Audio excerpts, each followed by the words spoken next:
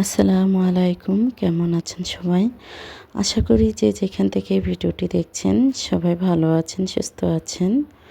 আলহামদুলিল্লাহ, আল্লাহর রহমতে আমিও ভালো আছি। ব্লগ বাই আয়শা চ্যানেল থেকে আমি আয়শা বলছি। তো আমার টিভিটা নষ্ট হয়ে গিয়েছে আজ 10 দিন। 10 দিন যাবত আমার মেয়েরা টিভি দেখতে পারছে না। তো 10 দিন পরে ওর বাবা টিভি ঠিক করে নিয়ে আসলো আজ সন্ধ্যায়। মেয়েরা অনেক খুশি হয়েছে। যেহেতু আমরা মধ্যবিত্ত ফ্যামিলি, আমরা চাইলেই নতুন টিভি নিয়ে আসতে পারি না, অনেক সমস্যাতে থাকতে হয়। হাতে সব সময় এত টাকা থাকে না। কিছু টাকা সঞ্চয় করেছি একটি আইপিএসের জন্য। তো সেজন্য এখন টিভিটা কিনা সম্ভব হচ্ছে না। যখন আবার হাতে টাকা হবে তখন অবশ্যই মেয়েদের জন্য একটা টিভি কিনে নিয়ে আসব। এখন টিভিটা ঠিক করে নিয়ে আসছি। আপাতত মেয়েরা এই টিভিটাই দেখবে। তো এই তো, এটা ছিল আমার পরের দিনের ভিডিও। তো আমাদের আলু শাক হয়েছে আমার খালার জায়গাতে। তো খালাকে বললাম যে এখান থেকে আলু শাক নিয়ে যাব। তো খালা বলল হ্যাঁ, এখান থেকে আলু শাক নিয়ে যাও, আলু শাকগুলো খেতে ভালো লাগে। তা আমার কাছে আলু শাক দিয়ে চিংড়ি মাছ দিয়ে রান্না করলে খুব ভালো লাগে।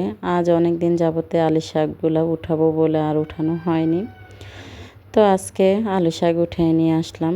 আমার শাশুড়ি গিয়ে আলু শাকগুলো নিয়ে আসছে। তো এই তো, এখানে আমি চিংড়ি মাছগুলো কেটে নিয়েছি। চিংড়ি মাছ দিয়ে এই আলু শাকটা রান্না করব। আলু শাক যদি চিংড়ি মাছ দিয়ে রান্না করা হয় খেতে কিন্তু খুব ভালো লাগে। তো এইদিকে এই তো টিসিটা ভর্তা বানিয়ে নেব। তো টিসি ভর্তা আমি একদিন খেয়েছি, আমার কাছে একটু ভালোই লাগলো। তো ভাবলাম যে আজকে আবার একটু ভর্তা বানাবো। তো টিস্যুগুলো রেখে দিয়েছি, পরে টিস্যুগুলো ভেজে তারপর আমি ভর্তা বানাবো। শাকে 2টো আলু দেব, তো সেজন্য আলুগুলো কেটে নিচ্ছি। তো এদিক দিয়ে ঘর গোছানো হয়ে গিয়েছে। অফ ক্যামেরাতে অনেকগুলো কাজে করে নিয়েছি। তা এখন বাকি আছে রান্নাটাও সেরে নেব।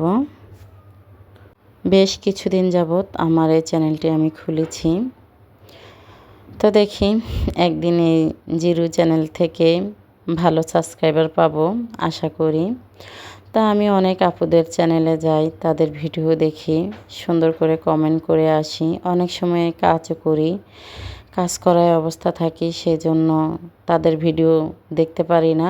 ভিডিও ছেড়ে আমি কাজ করি, ভালোভাবে ভিডিও দেখতে পারি না, তাদের কথা শুনতে পাই।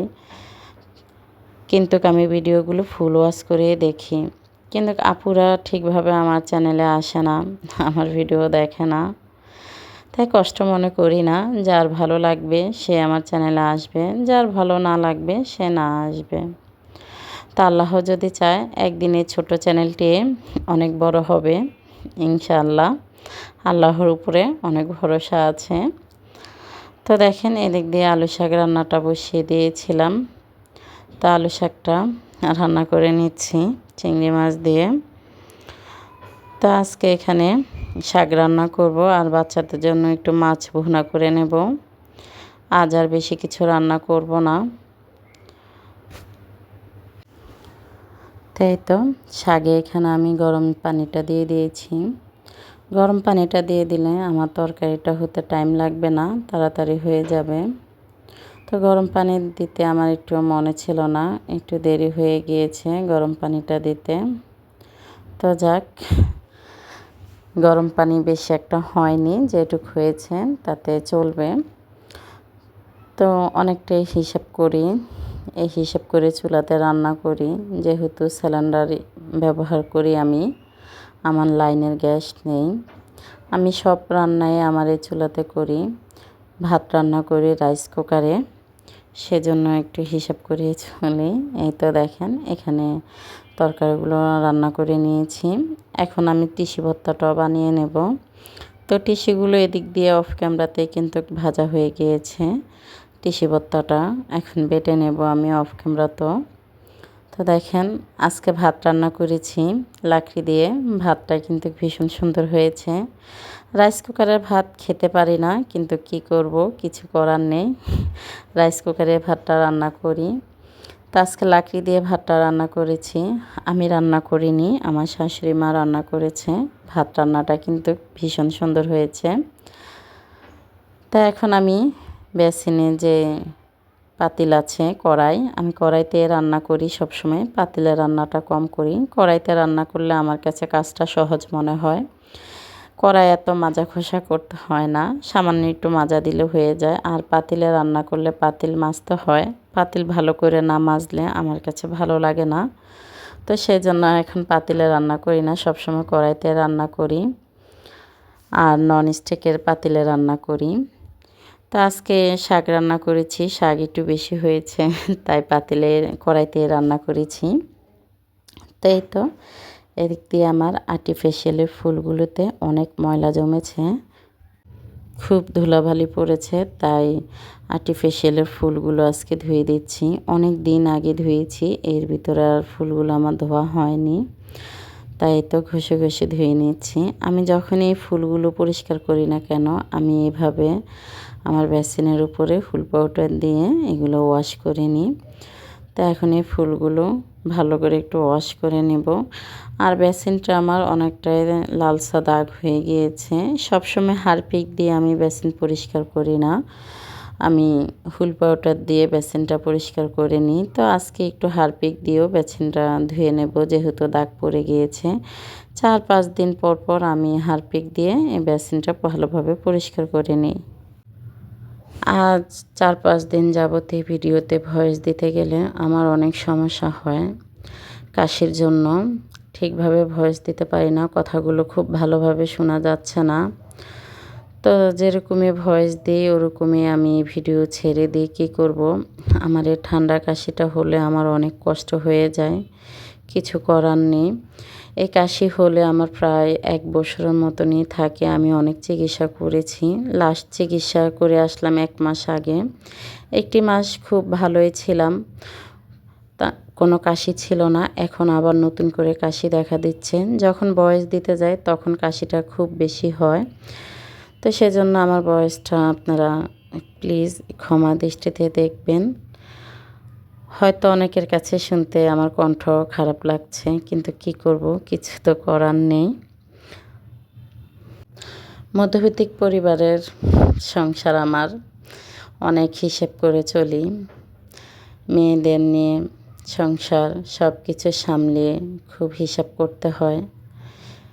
নিজের বুদ্ধি করে যদি চলি তাহলে দেখা যায় যে মাস শেষে আমার কোনো সমস্যা হয় না। আর যদি বুদ্ধি করে না চলি দেখা যায় মাস শেষে আমি অনেকটাই সমস্যাতে পড়ে যাই। তো সেই জন্য সবসময় হিসাব করে চলি। এই তো এখন একটি আইপিএস কেনার অনেক ইচ্ছে আছে, তো আপনাদের দোয়ায় ইনশাল্লাহ কিনতে পারবো। তো একটু একটু করে সঞ্চয় করে নিয়েছি, এখন আবার নতুন করে সঞ্চয় করব। যেহেতু টিভিটা আমার সমস্যা হয়ে গিয়েছে, একটি টিভি কিনতে হবে। তো চেষ্টা করছি সঞ্চয় করার জন্য। আমি যখন যাই হাতে আর থাকুক টাকা, তখন কিন্তু আমি এটা রেখে দিই, খরচ রাখি না।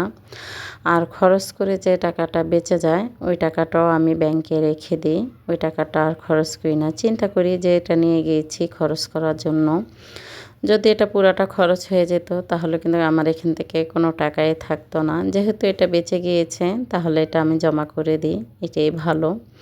তো সেই জন্য এই তো দেখেন আমার মেয়ে এখানে ব্যাংকে টাকা রাখছে। এখানে ওকে 500 টাকা দিয়েছি। এই 500 টাকা আমার বাজারের খরচ ছিল, তো ওখান থেকে 500 টাকা বেঁচে গিয়েছে। তাই চিন্তা করলাম এটা রাখবো না হাতে, এটা ব্যাংকে রেখে দেব। যদি এই টাকাটা বাজারে খরচ হয়ে যেত তাহলে তার ফিরে আসতো না, যেহেতু ফিরে আসছে তাহলে এই টাকাটা ব্যাংকে রেখে দিই। তো আপনারাও চেষ্টা করবেন এভাবেই চলার জন্য, তাহলে দেখবেন খুব সুন্দর করে চলতে পারবেন এবং আপনারা আমার মতন সঞ্চয় করে নিতে পারবেন। তো এই তো এদিক দিয়ে আমার এই ফুলগুলো শুকিয়ে গিয়েছে। এখন এগুলো আমি জায়গায় রেখে গুছিয়ে রাখবো। এখন কিন্তু দেখেন দেখতে খুব সুন্দর দেখাচ্ছে। ধুলাবালি পড়ে থাকলে একটু ভালো লাগে না, কেমন যেন দেখা যায়। তো সবসময় নিজে একটু পরিষ্কার পরিপাটি থাকতে ভালোবাসি। পরিষ্কার পরিচ্ছন্নতা হচ্ছে ঈমানের এক অঙ্গ। পরিষ্কার থাকলে মনটাও ভালো লাগে, এমনকি ঘরটাকে দেখতে ভাল লাগে। তো আমার সবসময় আমার এই ছোট্ট সংসারটাকে আমি ভালোবেসে গুছিয়ে পরিপাটি করে রাখি। তো আমি প্রায় আমার ভিডিও শেষ পর্যায়ে চলে আসছি। যারা এখনও আমার ভিডিওতে লাইক করেননি, যদি আপনাদের মনে হয় একটি লাইক দিবেন, তাহলে প্লিজ একটি লাইক দিন। আর যারা এখনও চ্যানেলটি সাবস্ক্রাইব করেননি, চ্যানেলটি সাবস্ক্রাইব করে আমার পাশে থেকে যেতে পারেন। তো সবাই ভালো থাকবেন, সুস্থ থাকবেন, আর আমার এই পরিবারের জন্য দোয়া করবেন। আজ এই পর্যন্তই। আসসালামু আলাইকুম। আল্লাহ হাফেজ।